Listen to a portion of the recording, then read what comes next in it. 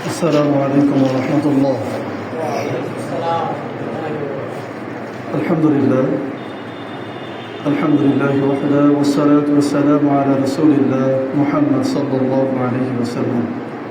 প্রশংসা সেই আল্লাহ রাব্বুল আলামিনের জন্য যিনি আমাদেরকে বাছাই করে নিয়ে এসে দিন প্রতিষ্ঠার অগ্রযাত্রায় আমাদেরকে শামিল হওয়ার তৌফিক দান করেছেন। এই জন্য সেই আল্লাহ তাআলার দরবারে শুকরিয়া আদায় করে পড়ছি আলহামদুলিল্লাহ। দুরূদ প্রেরণ করছি মানবতার মুক্তির দূত রাহমাতুল লিল আলামিন, যিনি আমাদের রাহবার, যিনি আমাদের শিক্ষক, যিনি আমাদের নেতা, যিনি আমাদের আদর্শ, যিনি আমাদেরকে শিখিয়েছেন কিভাবে আল্লাহর জমিনে আল্লাহর দ্বীন প্রতিষ্ঠিত করতে হয়। আমাদের সেই প্রিয় নবী, প্রিয় রাসূল হযরত মুহাম্মদের উপর আমরা সকলেই বলছি সাল্লাল্লাহু আলাইহি ওয়াসাল্লাম। আমরা আল্লাহ সুবহানাহু ওয়া তাআলার কাছে জান্নাতের উঁচু মাকাম কামনা করছি সেই সকল ভাই বোনদের জন্য যারা পৃথিবীর প্রান্তে প্রান্তে যুগে যুগে আল্লাহর দ্বীন প্রতিষ্ঠার জন্য নিজেদের সর্বোচ্চ সম্পদ জীবনকে উৎসর্গ করেছেন। আল্লাহ তাআলা তাদেরকে যেন জান্নাতুল ফেরদাউস দান করেন, বলেন আমিন। পাশাপাশি আমরা কল্যাণ কামনা করছি আমাদের সেই সকল ভাই বোনদের জন্য যারা আল্লাহর জমিনে আল্লাহর দ্বীন প্রতিষ্ঠার জন্য প্রচেষ্টা চালিয়েছে সর্বোচ্চ। আল্লাহ তাআলা তাদেরকে যেন দুনিয়া এবং আখিরাতে কল্যাণ দান করেন, বলেন আমিন। সম্মানিত উপস্থিতি, আজকের দার্সের বিষয় সূরা বাকারার 185 নম্বর আয়াত। আজকের দার্সের বিষয় সূরা বাকারার 185 নম্বর আয়াত। সময় যেহেতু স্বল্প, আপনারা জরুরি বিষয়গুলো যতটা সম্ভব নোট করে দেবেন। সূরা বাকারা আয়াত নম্বর 185। أعوذ بالله من الشيطان الرجيم. بسم الله الرحمن الرحيم. شهر رمضان الذي أنزل فيه القرآن هدى للناس.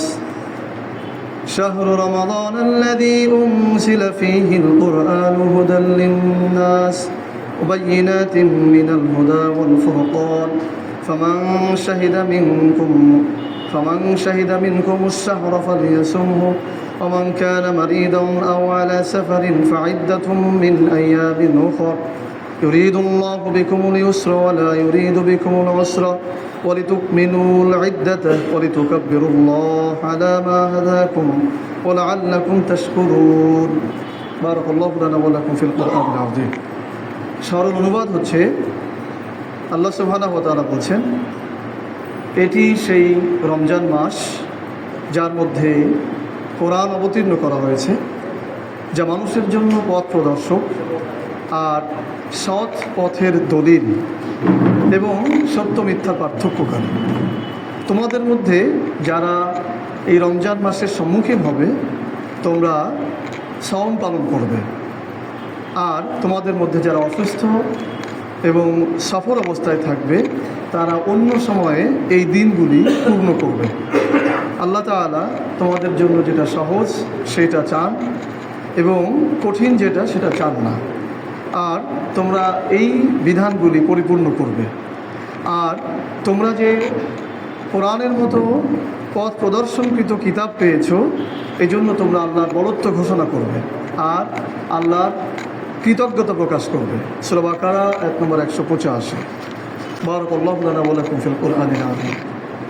দার্সের কিছু বিশেষ নিয়ম নীতি রয়েছে, শুধু ব্যাখ্যা বিশ্লেষণ নয়, কিছু মৌলিক তথ্য নেওয়া প্রয়োজন আমাদের ভবিষ্যতে, যাতে আমরাও দার্স দিতে পারি এই প্রশিক্ষণ নেওয়ার জন্য। তো প্রথমে সূরার পরিচিতি। আমরা যে সূরার আয়াত তেলাওয়াত করলাম, সূরার নাম সূরাতুল বাকারা, যার অর্থ হচ্ছে গাভী। সূরাটি মহাগ্রন্থ আল কোরআনের 2 নম্বর সূরা। সূরার আয়াত সংখ্যা 286, রুকু সংখ্যা 40। সূরাটি মদিনায় অবতীর্ণ। এবার সূরার নামকরণ। এই সূরার 67 থেকে 73 নম্বর আয়াতে মুসা আলাইহিস সালামের সময় গাভী কুরবানির একটি ঘটনা রয়েছে। সেই ঘটনা থেকেই মূলত এই সূরার নামকরণ করা হয়েছে। সূরার নাম হচ্ছে সূরাতুল বাকারা। ঘটনাটি ছিল এরকম, বনী ইসরাইলদের মধ্যে এক ধনী ব্যক্তিকে হত্যা করে ফেলা হয়, কিন্তু কে তাকে হত্যা করলো এটা বের করা কঠিন হচ্ছে। তখন আল্লাহ সুবহানাহু ওয়া তাআলা তাদেরকে নির্দেশ দেন যে তোমরা একটি গাভী জবাই করো এবং সেটার গোশত মৃত ব্যক্তির উপরে ছুঁড়ে মারো। তখন মৃত ব্যক্তি জীবিত হয়ে বলবে সে তাকে কে হত্যা করেছে। তো তাই করা হলো এবং মৃত ব্যক্তি জীবিত হলো এবং তাকে কে হত্যা করেছে সেটা সে বলে আবার মৃত্যুবরণ করলো। এটা ছিল বনী ইসরাঈলদের জন্য একটি পরীক্ষা এবং আল্লাহ তাআলার একটি মুজিজা। তো সেই ঘটনাকে কেন্দ্র করেই মূলত এই সূরার নামকরণ করা হয়েছে সূরাতুল বাকারা। নাজিলের সময়কাল, এই সূরাটি নবী সাল্লাল্লাহু আলাইহি সাল্লামের হিজরতের পর অর্থাৎ মদিনায় অবতীর্ণ, যখন উনি হিজরত করে মদিনায় চলে গিয়েছেন, মদিনাতে অবতীর্ণ হয়েছে। দীর্ঘ 10 বছর ধরে বিভিন্ন প্রেক্ষাপটে এটা অবতীর্ণ হয়েছে। নাজিলের প্রেক্ষাপট, মুসলিমরা যখন নাজিলের প্রেক্ষাপট মানে কোন প্রেক্ষাপটে সূরাটি অবতীর্ণ হয়। মুসলিমরা মক্কায় থাকতে তাদের ঈমান আকীদা ধরে রাখাই কঠিন ছিল। সাধারণ ইবাদত করা বা আল্লাহ তাআলার আইন অনুযায়ী বিচার ফয়সালা করাটা তাদের জন্য কঠিন অবস্থা ছিল। কিন্তু ওনারা যখন হিজরত করে মদিনায় চলে আসলেন, তখন মক্কার থেকে মোটামুটি একটা ভালো নিরাপত্তামূলক জীবন পেলেন এবং রাষ্ট্রের কিছুটা দায়িত্ব আসলেন মুহাম্মদ সাল্লাল্লাহু আলাইহি ওয়াসাল্লাম। তো সে সময় আল্লাহ সুবহানাহু ওয়া তাআলা বিভিন্ন অতিরিক্ত ইবাদতের নির্দেশনা দিয়ে এবং রাষ্ট্র পরিচালনার জন্য বিভিন্ন ফৌজদারি, দেওয়ানি, এই আইন বিধানগুলো আল্লাহ তাআলা মুহাম্মদ সাল্লাল্লাহু আলাইহি ওয়াসাল্লাম প্রবর্তন করেন এবং সেই কথাগুলি সূরাতুল বাকারার মধ্যে উল্লেখ করেছে, সেই আইন এবং সেই বিধানগুলি। তাহলে যখন মদিনায় রাষ্ট্র পরিচালনার প্রয়োজন হলো, আইনের প্রয়োজন হলো, বিধানের প্রয়োজন হলো, তখন সেই প্রেক্ষাপটে আল্লাহ তাআলা সূরা বাকারা অবতীর্ণ করলেন। সূরার আলোচ্য বিষয়, এই সূরার মধ্যে অসংখ্য বিষয় আলোচনা করা হয়েছে। যেহেতু সব থেকে বড় সূরা সূরাতুল বাকারা, 286 নম্বর আয়াত, তো বিশেষ করে যে বিষয়গুলো নিয়ে আলোচনা করা হয়েছে সেটা হলো ঈমান আকীদা। এগুলো লিখে নেবেন, আমার সময় দেওয়া আছে, এই জন্য দ্রুত বলতে হবে, ঠিক আছে? ঈমান আকীদা, তাওহীদ ও রিসালাত, হযরত আদম আলাইহিস সালাম সম্পৃক্ত ঘটনা, অর্থাৎ হাওয়া এবং শয়তানের সাথে যে সম্পৃক্ত ঘটনাগুলি আছে সেগুলো এখানে আলোচনা আছে। তাকওয়ার আলোচনা রয়েছে, শরীয়তের বিভিন্ন আইন ব্যবস্থা সম্পর্কে আলোচনা করা হয়েছে, যেমন অর্থনৈতিক আইন সম্পর্কে আলোচনা করা হয়েছে, কিসাস হত্যার আইন সম্পর্কে আলোচনা করা হয়েছে, প্রতিশোধ সংক্রান্ত আইন আলোচনা করা হয়েছে, উত্তরাধিকার সংক্রান্ত আইন নিয়ে আলোচনা করা হয়েছে এবং জান্নাত, জাহান্নাম, হাসর ইত্যাদি বিষয় নিয়ে সূরার মধ্যে আলোচনা করা হয়েছে। তাহলে আমরা মোটামুটি সূরার পরিচিতি, নামকরণ, নাজিলের প্রেক্ষাপট, সূরার আলোচ্য বিষয় মোটামুটিভাবে একটু জানার চেষ্টা করলাম। সম্মানিত উপস্থিতি, আজকে আমাদের দার্সের বিষয় সূরা বাকারার 185 নম্বর আয়াত, যেখানে আল্লাহ সুবহানাহু ওয়া তাআলা বলছেন, আউযু বিল্লাহি মিনাশ শাইতানির রাজীম, শাহরু রমাদান আল্লাযী উনজিলা ফীহিল কুরআন হুদাল লিন-নাস ওয়া বায়িনাতিন মিনাল হুদা ওয়াল ফুরকান ফামান শাহিদা মিনকুমুশ শাহরা ফালইয়াসুমহু ওয়া মান কানা মারিদান আও আলা সাফারিন ফাইদ্দাতুম মিন আইয়ামিন উখরা ইউরিদুল্লাহু বিকুমুল ইউসরা ওয়া লা ইউরিদু বিকুমুল উসরা ওয়ালিতুকমিলুল ইদ্দাতা ওয়ালিতুকাব্বিরুল্লাহ আলা মা হাদাকুম ওয়া লাআল্লাকুম তাশকুরুন। অর্থাৎ এটি সেই রমজান মাস যার মধ্যে কোরআন অবতীর্ণ করা হয়েছে, যেই কোরআনের পরিচয় হচ্ছে এটি মানুষের জন্য পথ প্রদর্শক, সৎ পথের প্রমাণ, দলিল, সত্য মিথ্যার পার্থক্যকারী। সুতরাং তোমরা যারা এই মাস পাবে তারা সওম পালন করবে, যারা অসুস্থ, যারা সফরে থাকবে তারা এটা অন্য সময় পূরণ করে দেবে। আল্লাহ তোমাদের জন্য সহজটা চান, কঠিনটা চান না। তোমরা এই বিধান পরিপূর্ণ করবে। আল্লাহ তাআলা তোমাদেরকে যে এই পথ প্রদর্শনকৃত কিতাব দিয়েছেন তার জন্য তোমরা বরত্ব ঘোষণা করবে এবং কৃতজ্ঞতা প্রকাশ করবে। প্রিয় উপস্থিতি, এই আয়াতের শানে নুজুল, এই আয়াতটি যেই প্রেক্ষাপটে অবতীর্ণ হয়েছিল তা হলো, আমরা জানি 23 বছর ধরে কোরআন অবতীর্ণ হয়েছে। তো কিছু সংখ্যক সাহাবী ওনারা প্রশ্ন করেছিলেন যে এটি মূলত কোন মাসে অবতীর্ণ হয়েছে। 23 বছর ধরে অবতীর্ণ হয়েছে, কিন্তু মূলত কোন মাসে অবতীর্ণ হয়েছে। এই প্রশ্নের কারণ ছিল এই, যেহেতু তাওরাত, ইনজিল, জব্বুর এই কিতাবগুলো এই একই মাসে অবতীর্ণ হয়েছে, এই জন্য ওনাদের জানার বিষয় ছিল যে রমজানেই কোরআন অবতীর্ণ হলো কিনা। এই জন্য আল্লাহ সুবহানাহু ওয়া তাআলা এই প্রশ্নের উত্তর দেওয়ার জন্য যে কোরআনও রমজান মাসে অবতীর্ণ হয়েছে, এই কারণে আল্লাহ তাআলা এই আয়াত স্পষ্ট করে দিলেন শাহরু রমাদান আল্লাযী উনজিলা ফীহিল কুরআন, অর্থাৎ এটি সেই রমজান মাস যেই মাসে কোরআন অবতীর্ণ হয়েছে। তাহলে মূলত কোরআন কোন সময় অবতীর্ণ হয়েছে সেইটা বোঝানোর জন্য এই আয়াতটি অবতীর্ণ হয়েছে এবং কোরআনের পরিচয় তুলে ধরার জন্য। পাশাপাশি আমাদের এটা মনে রাখা দরকার যে কোরআন 23 বছর ধরে অবতীর্ণ হয়েছে ঠিকই, কিন্তু রমজানে মূলত একত্রিতভাবে লাওহে মাহফুজে অবতীর্ণ হয়েছিল। সেখান থেকে বিভিন্ন সময়ে প্রেক্ষাপট অনুযায়ী, প্রয়োজন অনুযায়ী আল্লাহ তাআলা পৃথিবীতে এটাকে পাঠিয়েছেন।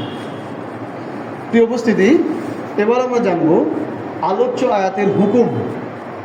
এই যে আয়াতটি আল্লাহ সুবহানাহু ওয়া তাআলা অবতীর্ণ করলেন তার হুকুম কি? শাহরু রমাদান আল্লাযী উনজিলা ফীহিল কুরআন হুদাল লিন-নাস ওয়া বায়িনাতিন মিনাল হুদা ওয়াল ফুরকান, এই যে আয়াতটি আল্লাহ সুবহানাহু ওয়া তাআলা অবতীর্ণ করলেন এবং বললেন ফামান শাহিদা মিনকুমুশ শাহরা ফালিয়াসুমহু, এর বিধান হলো এই যে প্রত্যেক বালেগ মুসলিম নর এবং নারী প্রত্যেকের উপরে সওম পালন ফরজ, আবশ্যক। একটু বিশ্লেষণ করা প্রয়োজন, সেটি হচ্ছে রোজা ছেড়ে দেওয়ার 6টি অবস্থা আছে নারী পুরুষ মিলায়। প্রথমত সকল প্রাপ্তবয়স্ক নারী পুরুষের উপরে সওম পালন করা ফরজ, কোনোভাবেই ছাড়ার সুযোগ নেই। শুধুমাত্র 6টি অবস্থার ক্ষেত্রে কিছুটা ছাড় দেওয়া হয়েছে। তার মধ্যে 4টি অবস্থা অস্থায়ী আর 2টি অবস্থা স্থায়ী। 4টি হচ্ছে পুরুষের জন্য আর 6টি নারী পুরুষ উভয়ের জন্য। 4টি অবস্থা হচ্ছে অস্থায়ী, যদি কেউ সফরে থাকে তাহলে তখন সে রোজা ছেড়ে দেবে, অন্য সময় পূর্ণ করবে। যদি হঠাৎ অসুস্থ হয়ে পড়ে, রোজা রাখা সম্ভব হচ্ছে না, তাহলে সে রোজা ছেড়ে দিয়ে অন্য সময় পূর্ণ করবে। আর মহিলাদের জন্য সরই যে কারণ রয়েছে, সেই সময়গুলিতে তারা রোজা ছেড়ে দেবে, তো অন্য সময় সে পূরণ করবে। মহিলাদের জন্য সন্তান জন্মের পরে রোজা ছেড়ে দেওয়ার সুযোগ রয়েছে, অন্য সময় সে পূরণ করবে। এই 4টি হচ্ছে অস্থায়ী অবস্থা। এই 4 অবস্থায় রোজা ছেড়ে দেওয়া যাবে, তবে অন্য সময় পূরণ করতে হবে। মহিলাদের জন্য রোজা পালন করা লাগবে, কিন্তু সালাত আদায় করা লাগবে না।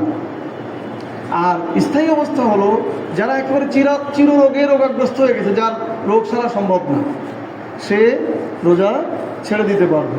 আর যে অতি বার্ধক্যে উপনীত হয়েছে, যার দ্বারা রোজা রাখা সম্ভব না, সেও রোজা ছেড়ে দিতে পারবে, তবে তার জন্য ফিদিয়া দিতে হবে। এর আগের আয়াতে 183-84 নম্বর আয়াতে বিধানগুলি বর্ণনা করা হয়েছে। ফিদিয়া হচ্ছে একটি রোজার পরিবর্তে একজন মিসকিনকে 2 বেলা খাবার দিতে হবে, এটি হচ্ছে ফিদিয়া। মোটামুটিভাবে আমরা কিছু এই আয়াতের হুকুম জানলাম। এখন আমরা চলে যাব আলোচ্য আয়াতের ব্যাখ্যা ও শিক্ষা। এটা আমাদের মৌলিক আজকের দার্সের বিষয়, আলোচ্য আয়াতের ব্যাখ্যা ও শিক্ষা। আমরা এই আয়াতের কয়েকটি বাক্যাংশের ব্যাখ্যা করার চেষ্টা করব এবং এখান থেকে শিক্ষা গ্রহণের চেষ্টা করব। প্রথম অংশ হলো শাহরু রমাদান আল্লাযী উনজিলা ফীহিল কুরআন ফামান শাহিদা মিনকুমুশ শাহরা ফালিয়াসুমহু। আমার কথা বোঝা যাচ্ছে ঠিকঠাক? কষ্ট হচ্ছে আপনাদের? শাহরু রমাদান আল্লাযী উনজিলা ফীহিল কুরআন ফামান শাহিদা মিনকুমুশ শাহরা ফালিয়াসুমহু। আল্লাহ বলছেন এটি সেই রমজান মাস যার মধ্যে কোরআন অবতীর্ণ করেছি, সুতরাং তোমরা যারা রমজান মাসে সাক্ষাৎ পাবে তারা সিয়াম পালন করবে। রমজান মাস সম্পর্কে হাদিসে বলা হয়েছে ইদা দাখালা রমাদান ফুতিহাত আবওয়াবুস সামা অগুল্লিকাত আবওয়াব জাহান্নাম ওয়া সুলসিলাতিশ শায়াতিন। আমরা সবাই হাদিসটা জানি, যখনই রমজান আগমন করে তখন জান্নাতের দরজাগুলি বা আকাশের কল্যাণের দরজাগুলি খুলে দেওয়া হয়, বলেন সুবহানাল্লাহ। জাহান্নামের দরজাগুলি বন্ধ করে দেওয়া হয়, আর কি করা হয়? শয়তানকে শৃঙ্খলিত করা হয়, যাতে শয়তান আগের মতো ধোঁকা দিতে না পারে। এই যে এত সম্মান, আসমানের কল্যাণের দরজা খুলে দেওয়া হচ্ছে, জান্নাতের দরজাগুলিকে খুলে দেওয়া হচ্ছে, জাহান্নামের দরজাগুলিকে বন্ধ করে দেওয়া হচ্ছে। কিসের কারণে? রমজান মাসের কারণে, তাই না? এখানে সূক্ষ্ম একটি বিষয় রয়েছে, মূলত রমজান মাসের কারণে কিন্তু আসলে জাহান্নামের দরজা বন্ধ করা হয়নি। কারণ আল্লাহ তাআলা বলছেন শাহরু রমাদান, এটি রমজান মাস, উনজিলা ফীহিল কুরআন, যেই মাসের মধ্যে আমি কোরআনকে অবতীর্ণ করেছি, ফালিয়াসুমহু, সুতরাং তোমরা যারা এই মাস পাবে সিয়াম পালন করবে। কেন? যেহেতু আমি এই মাসে কোরআন অবতীর্ণ করেছি। তাফসীর দেখলে পাওয়া যাবে যে এই রমজান মাসেই তাওরাত, ইনজিল, জাবুর সহ যত সহিফা বা আসমানি কিতাব এসেছে রমজান মাসেই এসেছে। তো আসমানি কিতাব হচ্ছে আল্লাহর কথা, আসমানি কিতাব আল্লাহর কথা, আল্লাহর কথা যে এই মাসে অবতীর্ণ হলো, আল্লাহর আইন বিধান, রাষ্ট্র ব্যবস্থা, মানব জীবনের ব্যবস্থা যে এই মাসে অবতীর্ণ হলো, সেই আল্লাহর কথার সম্মানার্থে এই মাসে সাওম পালন করতে হবে। সেই আল্লাহর কথায় পৃথিবীতে আগমন করেছে, এই উদ্দেশ্যে আসমানের দরজাকে খুলে দেওয়া হচ্ছে, এই উদ্দেশ্যে জাহান্নামের দরজাকে বন্ধ করে দেওয়া হচ্ছে। যেমন ধরুন এখন ফেব্রুয়ারি মাস, 1952 সালের পূর্বে 21শে ফেব্রুয়ারির মূল্য আমাদের কাছে ছিল, কিন্তু 1952 সালের 21শে ফেব্রুয়ারিতে একটা বিশেষ ঘটনা ঘটার কারণে আজকের এই দিনটা আমাদের কাছে তাৎপর্যপূর্ণ। তার মানে 21শে ফেব্রুয়ারির মূল্য নেই বা 8ই ফাল্গুনের মূল্য নেই, মূল্য হচ্ছে ঘটনা। ঠিক একইভাবে রমজান মাসের মূল্য এইভাবে ছিল না, এটি কোরআন অবতীর্ণ হওয়ার আগেও মাস হিসাবে ছিল, কিন্তু রমজানে যেহেতু কোরআন অবতীর্ণ হয়েছে, আল্লাহর কথা অবতীর্ণ হয়েছে, তার কারণেই রমজানের সম্মান বৃদ্ধি করে দেওয়া। বলেন সুবহানাল্লাহ। তাহলে রমজানে কেন বরকত হলো এটা আমরা বুঝলাম। এবার যে অংশটির ব্যাখ্যা আমরা করব সেটি হচ্ছে আল কোরআন হুদাল লিন্নাস। আল কোরআন হুদাল লিন্নাস, কোরআন হচ্ছে মানুষের জন্য, মানব জাতির জন্য। কোরআন হচ্ছে মানুষের জন্য, মানব জাতির জন্য পথ প্রদর্শক। কোরআন কি? পথ প্রদর্শক। এই পৃথিবী হচ্ছে পাপে পরিপূর্ণ, আঁকা বাঁকা পথ দিয়ে পরিপূর্ণ। এই পৃথিবী জঙ্গলে ভরা, অন্ধকারে ভরা, শয়তানের দৌরাত্ম্য বেশি। এখানে মানুষ মুহূর্তের মধ্যে ভুল পথে পরিচালিত হবে, অন্ধকারের মধ্যে ডুবে যাবে, বাঁকা পথে হারিয়ে যাবে। তো মানুষ যেহেতু জান্নাত থেকে এখানে এসে এই কঠিন এক পৃথিবীর মধ্যে এসেছে, যেখানে অন্ধকার, যেখানে জঙ্গল, যেখানে আঁকাবাঁকা পথ, যেখানে শয়তানের দৌরাত্ম্য, এখানে এসে মানুষ যেন তার পথ হারিয়ে না ফেলে, মানুষ যেন শয়তানের পরামর্শে বিপদগামী না হয়, এই জন্য আল্লাহ সুবহানাহু ওয়া তাআলা কোরআনকে দিয়েছেন পথ প্রদর্শক হিসেবে। আল্লাহ বলেছেন আল কোরআন হুদাল লিন্নাস, কোরআন হচ্ছে মানুষের জন্য পথ প্রদর্শক, রাইডার, চালক, আগে যে চালাবে, গাইডলাইন, গাইডম্যান, যে পথ দেখায় নিয়ে যাবে। এই আঁকাবাঁকা পথের মধ্যে কোনটা সঠিক পথ, সেই পথ দেখায় কোরআন নিয়ে যাবে। তাহলে মানুষের পথ প্রদর্শক হচ্ছে কোরআন। কোরআন আগে থাকবে, মানুষ পরে থাকবে। কোরআন আগে থাকবে, মানুষ পরে থাকবে। কোরআন আমাদেরকে বলবে যে তোমরা সমস্ত পথ ছেড়ে আমার পথে আসো, আমি তোমাদেরকে দুনিয়ার এই আঁকাবাঁকা পথ থেকে সোজা পথ দেখায় দুনিয়া পার করে জান্নাতের দরজায় দাঁড় করায় দেবো। বলেন সুবহানাল্লাহ। এটি হচ্ছে কোরআনের কথা। কোরআনকে সামনে রাখলে কোরআন আমাদেরকে জান্নাত পর্যন্ত নিয়ে যাবে ইনশাআল্লাহ।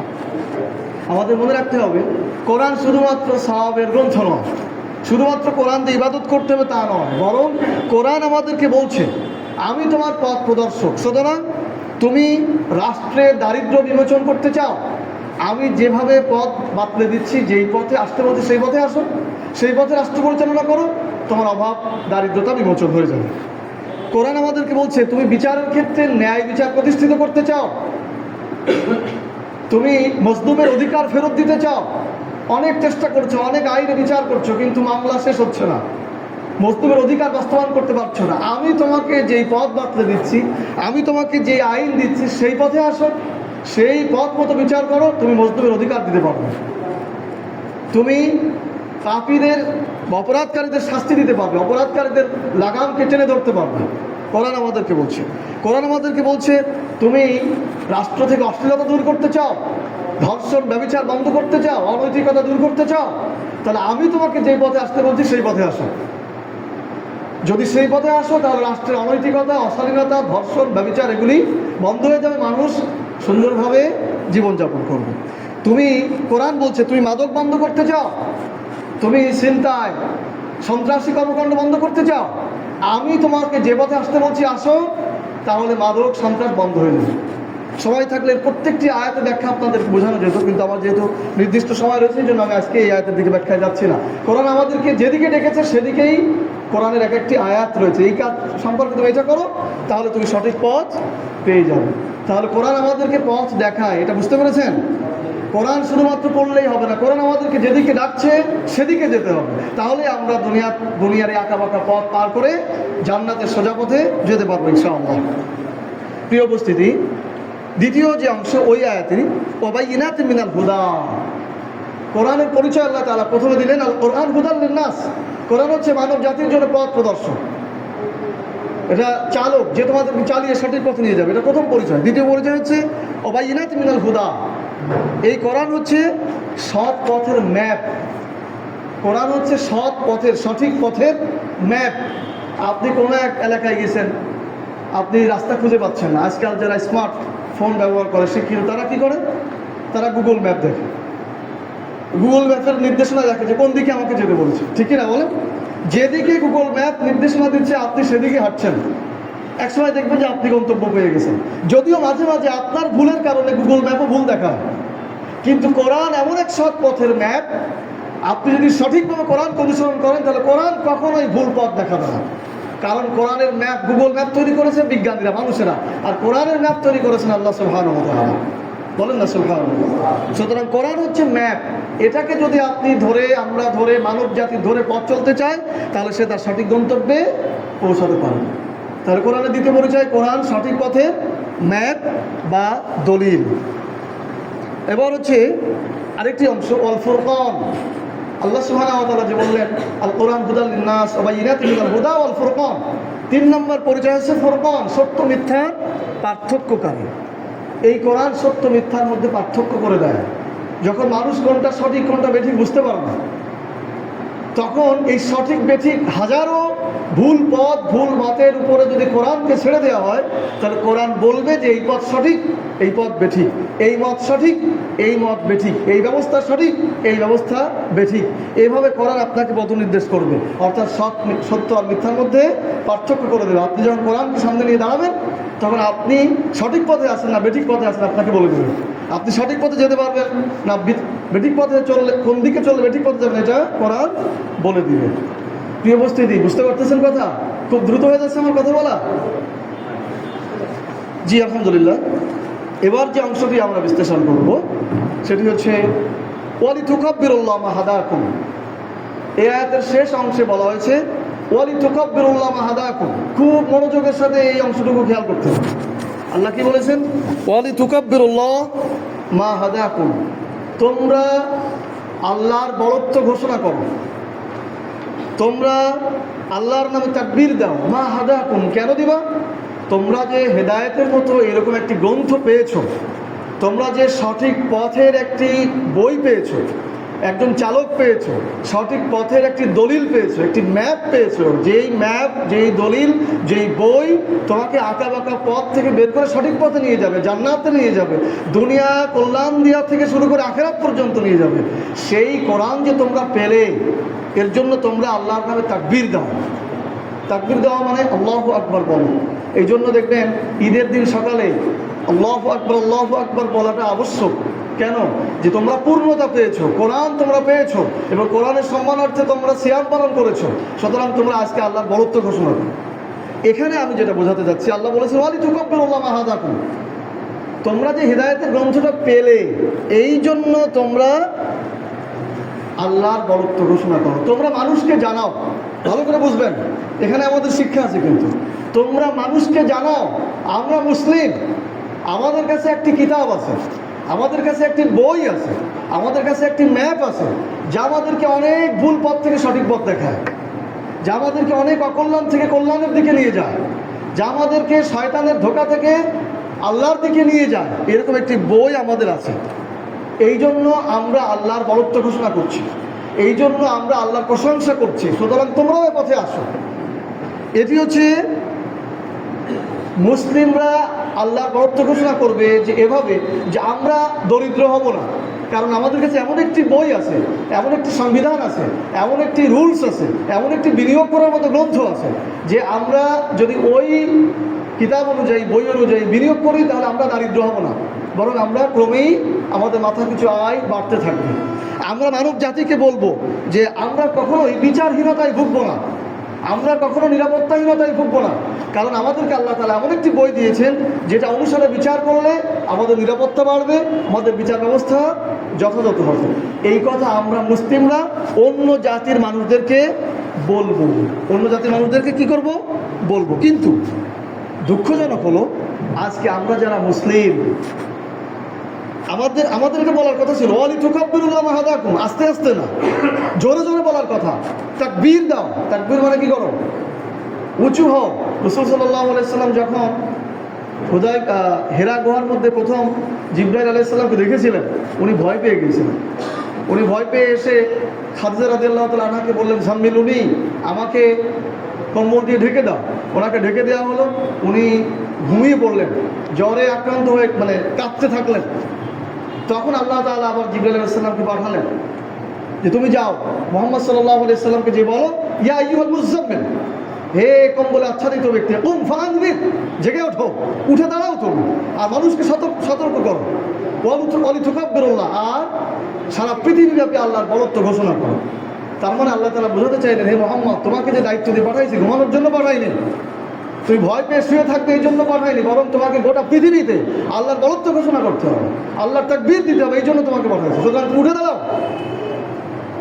ঠিক একইভাবে আমরা মুসলিম, আমাদেরকে আল্লাহ তাআলা বলেছেন, কুনতুম খায়রা উম্মাহ উখরিজাত লিন-নাস তা'মুরুনা বিল মা'রুফ ওয়া তানহাউনা আনিল মুনকার। হে মুসলিম, তোমরা শ্রেষ্ঠ জাতি, তোমরা মানুষকে সৎ কাজে আদেশ করবে, অসৎ কাজে নিষেধ করবে, এই জন্যই আমি তোমাদেরকে বের করেছি। সুতরাং আমাদের কথা হবে উঁচুভাবে, আমরা মানুষকে বলবো কোরআন আমাদের সংবিধান।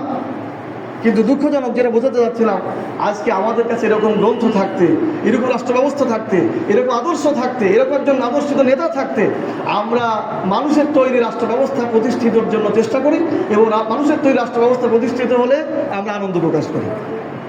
আমাদের কাছে এমন একটি আইন গ্রন্থ থাকতে আমরা মানুষের তৈরি আইন নিয়ে সন্তুষ্ট থাকি, বা মানুষের তৈরি আইন নিয়ে বাস্তবায়ন করার জন্য চেষ্টা করি।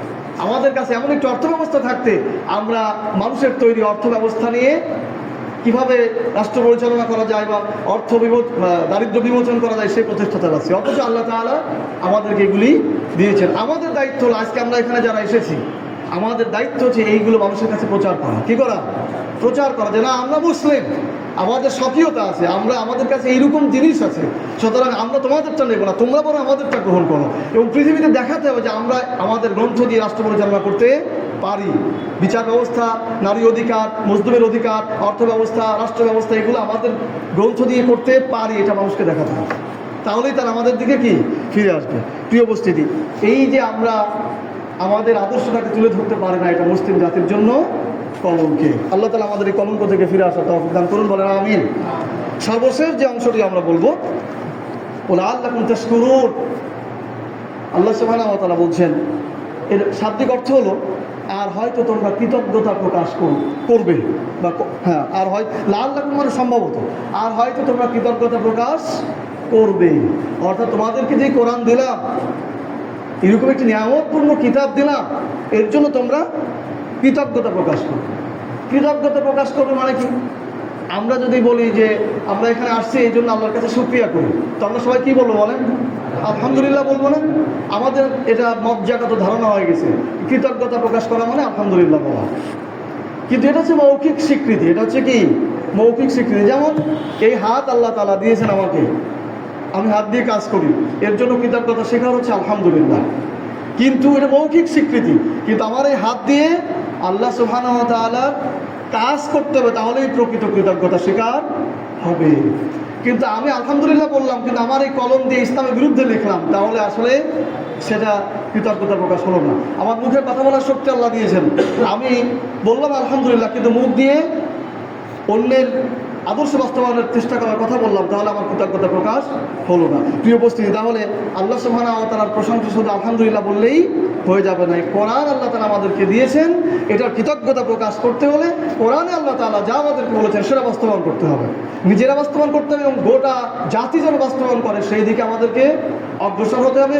মানুষকে ব্যাপকভাবে বুঝাতে হবে, নিজেরা বুঝতে হবে, অন্যদেরকে বুঝাতে হবে। আমরা যদি কোরআনের আইন বিধানগুলো বাস্তবায়ন করতে পারি, তাহলে আমরা আল্লাহর সম্মান রক্ষার জন্য কাজ করব, আল্লাহর কোরআনের সম্মান রক্ষার জন্য কাজ করব, তাহলেই প্রকৃতপক্ষে কৃতজ্ঞতা প্রকাশ হবে। প্রিয় উপস্থিতি, আল্লাহ সুবহানাহু ওয়া তাআলা আমাদের সকলকে, আমরা সূরা বাকারার 185 নম্বর আয়াতের যেই সংক্ষিপ্ত ব্যাখ্যা বিশ্লেষণ শুনলাম, আমরা যেন এই আয়াত থেকে শিক্ষা গ্রহণ করে বাস্তব জীবনে দুনিয়াতে আল্লাহর জমিনে আল্লাহর দ্বীন প্রতিষ্ঠার জন্য আরও বেশি অগ্রসর হতে পারি। আল্লাহ সুবহানাহু ওয়া তাআলা আমাদের সকলকে সেই তৌফিক দান করুন, বলেন আমিন। সুবহানাকাল্লাহুম্মা ওয়া বিহামদিক, আশহাদু আল্লা ইলাহা ইল্লা আনতা, আস্তাগফিরুকা ওয়া আতুবু ইলাইক।